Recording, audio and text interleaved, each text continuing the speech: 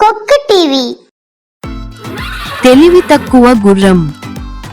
ఒక ఊరిలో ఒక రాజు ఉండేవాడు. అతను చాలా ప్రజాదరణ పొందాడు. ఇంట్లో గుర్రాన్ని, కుక్కపిల్లను పెంచుకున్నాడు. గుర్రం ఎప్పుడూ అహంకారాన్ని కలిగి ఉంటుంది మరియు తాను ఉన్నతమైనదని భావిస్తుంది. నీకు ఒక విషయానికి తెలుసా కుక్కపిల్ల, రాజుగారికి ఎప్పుడూ నేనంటే చాలా ఇష్టం.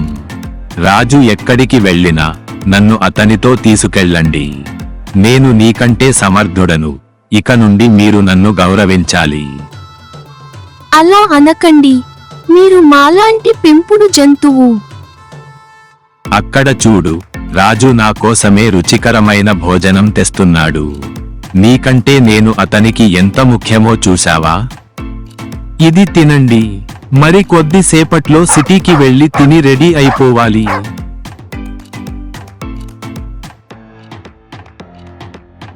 కొద్దిసేపటికే రాజు గుర్రం మీద వెళ్ళాడు.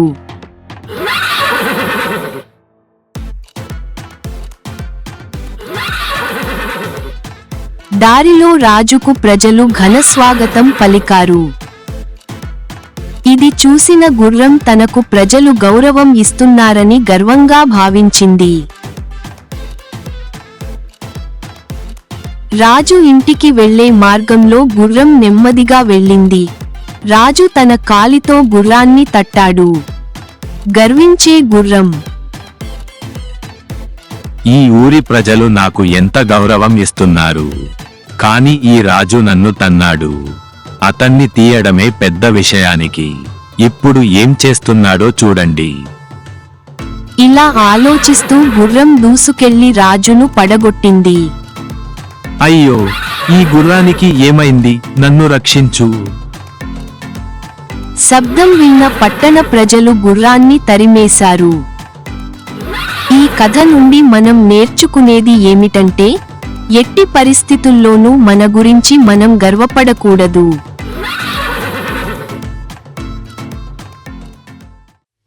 గొర్రెలను కాపాడిన బుల్లెట్ ఎద్దు.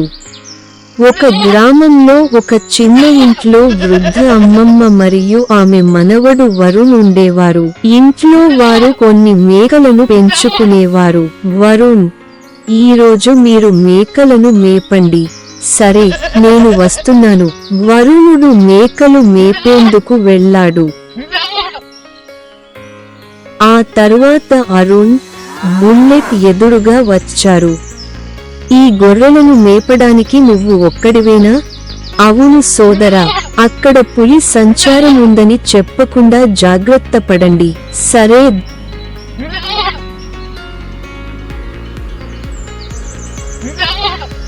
అరుణ్ అన్న, పులి వస్తోంది అన్నాడు. ఈ వేసవిలో ఒక ఆట ఆడుకుందాం. పులి వస్తోంది, రండి, మమ్మల్ని రక్షించండి. శబ్దం విని రైతులు వచ్చారు. పులి ఎక్కడ ఉంది? పులి వస్తుందని నేను అబద్ధం చెబుతున్నాను. ఇలా అనకండి. నిజం చెప్పాలంటే వచ్చేసారి ఎవరూ రారు. మరుసటి రోజు ఒక వృద్ధుడు బండిలో బియ్యం బస్తాను తోసుకుంటూ వస్తున్నాడు. అటుగా వచ్చిన అరుణ్, బుల్లెట్ బుల్ ఆ వృద్ధుడిని బాధ పెట్టడం చూశారు. రండి, మనం వెళ్లి వృద్ధుడికి సహాయం చేద్దాం. తాత, ఉండు, మా బుల్లెట్ బుల్ మీకు సహాయం చేస్తుంది. బుల్లెట్ బుల్ బండిని ఆ వృద్ధుడు వెళ్తున్న చోటికి లాగాడు. మీ ఇద్దరికీ చాలా ధన్యవాదాలు. వరుణుడు ఎప్పటిలాగే మేకలను మేపేందుకు వెళ్ళగా పులి అక్కడికి వచ్చింది.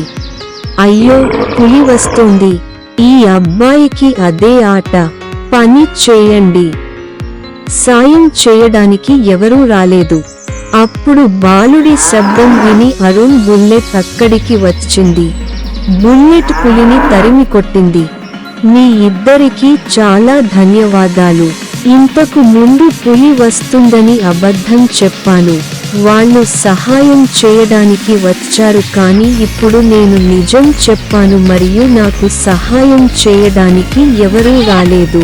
దీన్ని బట్టి నాకు అబద్ధం చెప్పకూడదని అర్థమైంది. Magic car. ఒక ఊరిలో అరుణ్ అనే అబ్బాయి ఉండేవాడు. అతని తల్లి పేదరికంలో ఉన్న తన కొడుకును చదివించేలా చేసింది. అరుణ్ కూడా స్కూల్లో చదివించి తల్లికి సహాయం చేసేవాడు. ఒకరోజు స్కూల్ నుండి ఇంటికి వస్తుండగా ఒక బొమ్మల వ్యాపారి వచ్చాడు. కొంతమంది అబ్బాయిలు అతని దగ్గర బొమ్మలు కొన్నారు. ఇది చూసి అరుణ్ కూడా బొమ్మలు కొనాలనుకున్నాడు. మమ్మల్ని చదివించాలని అమ్మ కష్టపడుతోంది, ఈ డబ్బు ఖర్చు చేయకూడదు. ఇలా చెప్పి ఇంటికి తిరిగొచ్చిన అరుణ్ దారిలో ఓ బొమ్మ కారుని చూసి దాన్ని తీశాడు. అతను బొమ్మ కారుని తీసుకొని బొమ్మల వ్యాపారికి ఇచ్చాడు. చాలా ధన్యవాదాలు సోదరా, ఇది నా బొమ్మ, మీ మంచి హృదయానికి ఇది మీ కోసం ఉంచండి. ధన్యవాదాలు అండి. ఒకరోజు ఉదయం అరుణ్ స్కూల్ కి ఆలస్యంగా బయలుదేరాడు. స్కూల్ కి టైం అయిందంటే రోజంతా బయటే నిలబడాలి. అరుణ్ బాధగా ఇలా అనడంతో బొమ్మ కారు పెద్దదైంది. నాపైకి రా, తొందరగా బడికి వెళదాం. మీరు ఎలా మాట్లాడతారు? నేను ఎగిరే మ్యాజిక్ కారుని. సరి, పాఠశాలకు వెళ్దాం.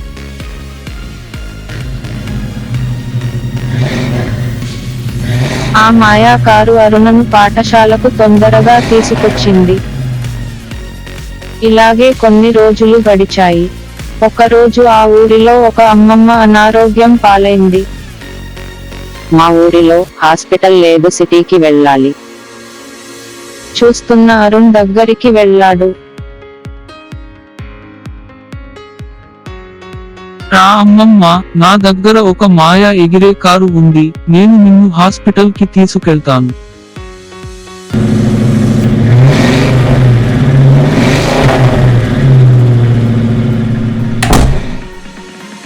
అరుణ్, మీ సమయానుకూల సహాయానికి చాలా ధన్యవాదాలు.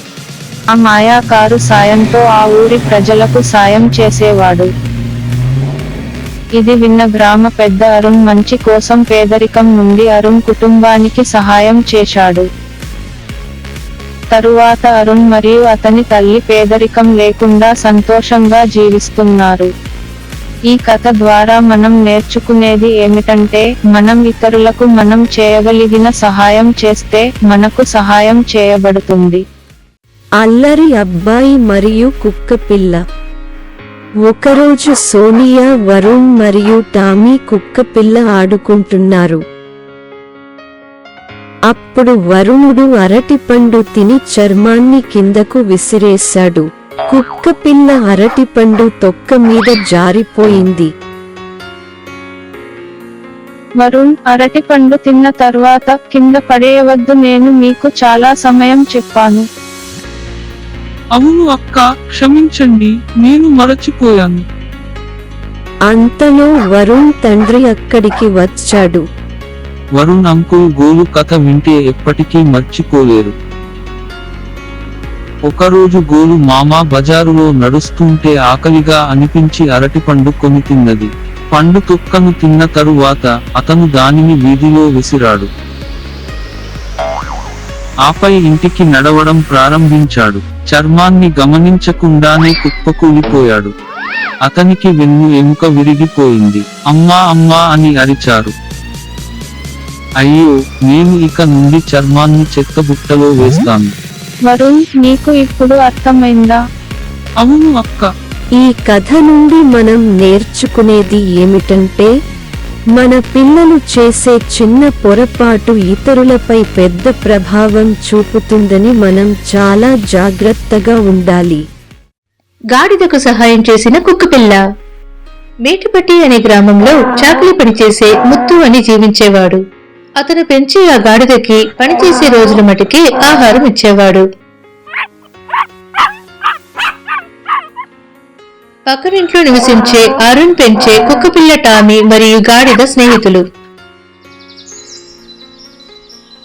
ఒకరోజు రాత్రి ముత్తు నిద్రపోతూ ఉన్నాడు. అప్పుడు అక్కడికొచ్చిన దొంగ ముత్తు పెట్టి ఉన్న డబ్బులు సంచిని దొంగిలించాడు. గాడిద సరైన ఆహారం లేకుండా అలసిపోయి ఉనింది. అందువల్ల గాడిద దొంగని పట్టుకోలేకపోయింది. అప్పుడు దొంగని చూసిన టామీ దొంగని తరిమింది. దొంగ టామీకి భయపడి డబ్బుల సంచిని కింద వేసేసి పరిగెత్తాడు. టామీ డబ్బుల సంచిని తీసుకుని వచ్చింది. ఏంటి, డబ్బుల సంచి కనపడటం లేదు? నువ్వు ఇక్కడే కదా ఉన్నావు, నీకు తెలియదా డబ్బుల సంచి ఎవరు తీశారని? దొంగ ఒకడు వచ్చి తీసుకుని పారిపోయాడు. నువ్వు నన్ను లేపకుండా ఏం చేస్తున్నావు? ఇప్పుడు నేనేం చేస్తాను చూడు. ముత్తు గాడిదని కర్రతో కొట్టేదానికి చేతిని పైకెత్తాడు. అయ్యా అయ్యా, గాడిదని కొట్టకండి, ఇదో మీ డబ్బులు సంచి. నేనే దొంగని తరుముకుని వెళ్లి ఈ డబ్బులు సంచిని తీసుకొచ్చాను. అప్పుడు అక్కడికి అరుణ్ వచ్చాడు. మీరు గాడిదకి ప్రతిరోజు ఆహారం ఇవ్వటం లేదు, పని చేసేటప్పుడు మటుకి అతనికి ఆహారం ఇస్తున్నారు.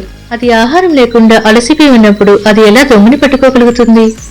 మనం మన జంతువులకి ప్రతిరోజు ఆహారం ఇవ్వాలి. అరుణ్, ఇది నా తప్పే. ఇక నుంచి ప్రతిరోజు గాడిదకి ఆహారం ఇస్తాను. ఈ కథ నుండి మనం తెలుసుకోవాల్సింది ఏమిటంటే, మనం మన వ్యాపారం కోసం పెంచే జంతువులకు పని లేనప్పుడు కూడా ఆహారం ఇవ్వాలని అర్థం.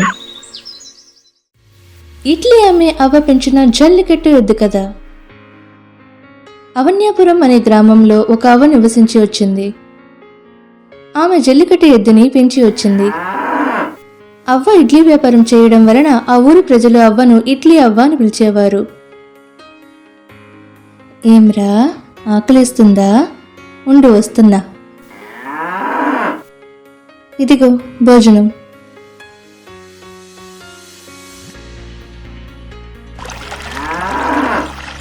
అవ్వ ఎద్దుకి జల్లికట్టు పోటీలకి శిక్షణ ఇచ్చింది.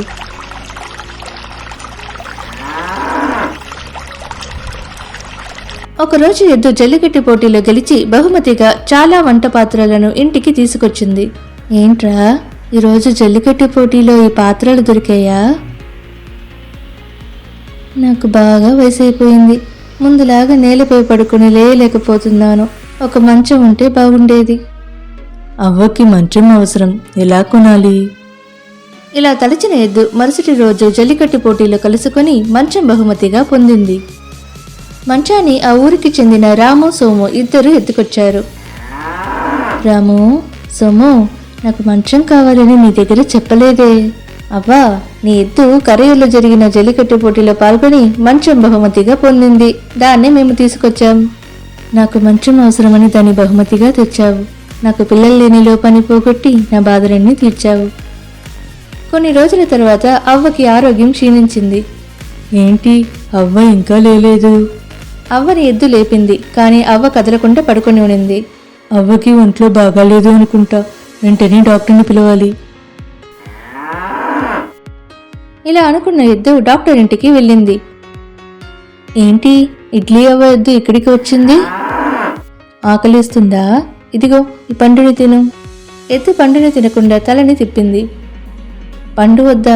వేరేం కావాలి నీకు? ఎద్దు డాక్టర్ వైద్యం చేసే పెట్టెను నోట్లో పెట్టుకొని తన ఇంటికి వెళ్ళింది. అవ్వకి ఒంట్లో బాగాలేదు మరుంది, అందుకే ఎద్దు మనల్ని పిలవడానికి వచ్చినట్టుంది. డాక్టర్ అవ్వని పరిశోధించి వైద్యం చేశాడు. అవ్వ కళ్ళు తెరిచింది. డాక్టర్, మిమ్మల్ని ఇక్కడికి ఎవరు తీసుకొచ్చారు? మీ ఎద్దు నన్ను ఇక్కడికి తీసుకొచ్చింది. ఎద్దు సరైన సమయానికి నన్ను ఇక్కడికి తీసుకురావడం వల్లనే మిమ్మల్ని కాపాడగలిగాను. మీకు చాలా కృతజ్ఞతలు డాక్టర్. ముందు మీ ఎద్దుకి కృతజ్ఞతలు చెప్పండి. మీ ఎద్దే మిమ్మల్ని కాపాడడానికి సహాయపడింది. ఈ కథ నుండి మనం తెలుసుకోవాల్సింది ఏమిటంటే, మనం ఒకరిపైన చూపించే ప్రేమ, ఆప్యాయత మనకి ఎప్పుడు తోడుగా ఉంటుంది.